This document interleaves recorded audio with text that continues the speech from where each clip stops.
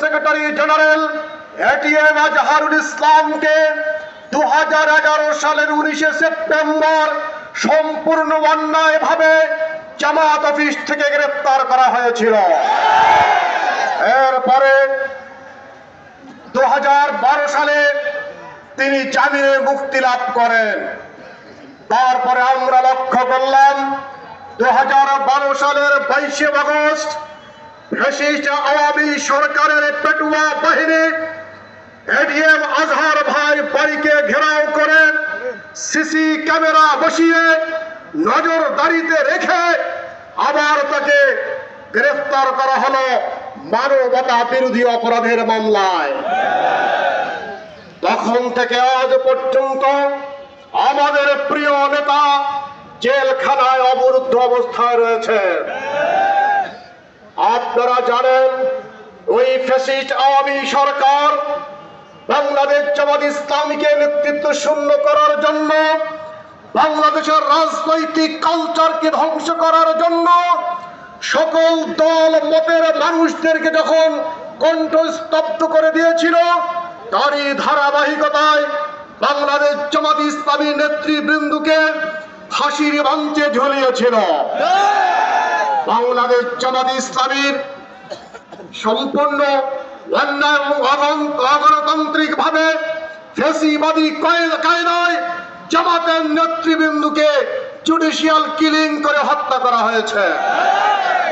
ATM Azharul ভাইয়ের ওই সাক্ষী বলেছিল যে আমি 7 মাইল দূর থেকে দেখেছি যে এটিএম আজহারুল ইসলাম অন্যায় করতেছেন।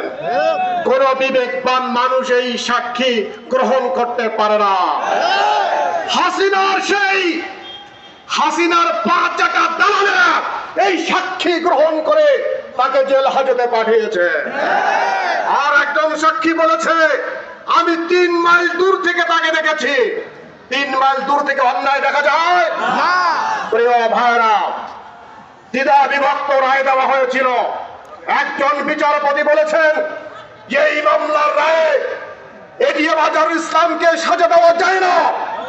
দ্বিধা বিভক্ত রায়ের পরেও এটিএম আজহারুল ইসলামকে কারাগারে নিক্ষেপ করা হয়। আর একজন সাক্ষী বলেছিল যে আমি এটিএম আজহারুল ইসলামের সাথে একসাথে লেখাপড়া করেছি। অথচ 1968 সালে ATM Azharul Islam Carmichael college ত্যাগ করেন, আর ওই সাক্ষী 70 সালে কারমাইকেলে ভর্তি হয়।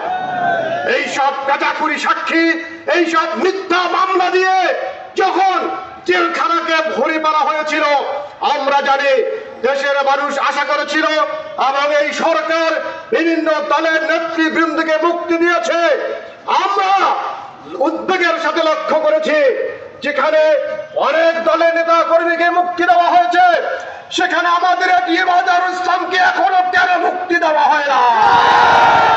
তাই তো আমরা রাজপথে নামতে বাধ্য হয়েছে। অবিলম্বে আজহার ভাইকে মুক্তি দিতে হবে, নয়তো বাংলাদেশ জামাত ইসলামী বরদাস্ত করবে না। রাজপথের সমাধান করে ছাড়বে ইনশাআল্লাহ।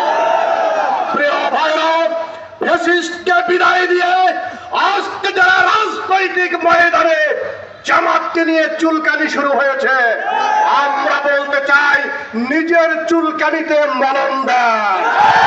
জামাতকে নিয়ে বেশি নাড়াঘাটা করবেন না। বাংলাদেশ জামাত ইসলামীকে নিয়ে আওয়ামী লীগ বাড়াবাড়ি করেছিল, আওয়ামী লীগ বাংলাদেশ থেকে নিশ্চিহ্ন হয়ে গেছে। বাংলাদেশ জামাত ইসলামী ছিল, জামাত ইসলামী আছে, জামাত ইসলামী থাকবে ইনশাআল্লাহ। বাংলাদেশ জামাত ইসলামীর অগ্রযাত্রাকে কোন শক্তি রুখে দিতে পারবে না। আমাদের নেতৃবৃন্দকে হত্যা করা হয়েছে, আমাদেরকে 15.5 মাস অবাঞ্ছিত করা হয়েছিল। দেশের মানুষ খেয়াল করুন, জামাত ইসলাম নিঃশেষ হয়ে যায় নাই, নিঃশেষ হয়েছে আওয়ামী লীগ। আওয়ামী লীগের ভাষায় কথা বলছেন, খবরদার জামাতকে নিয়ে আর একটি শব্দ উচ্চারণ করবেন না। ভাইরা, আমি এই বলে আজহার ভাইয়ের নিঃশর্ত মুক্তির দাবি জানিয়ে আমার বক্তব্য শেষ করছে। বাংলাদেশ জিন্দাবাদ, বাংলাদেশ জামাত ইসলামী জিন্দাবাদ। আসসালামু আলাইকুম ওয়া রাহমাতুল্লাহ।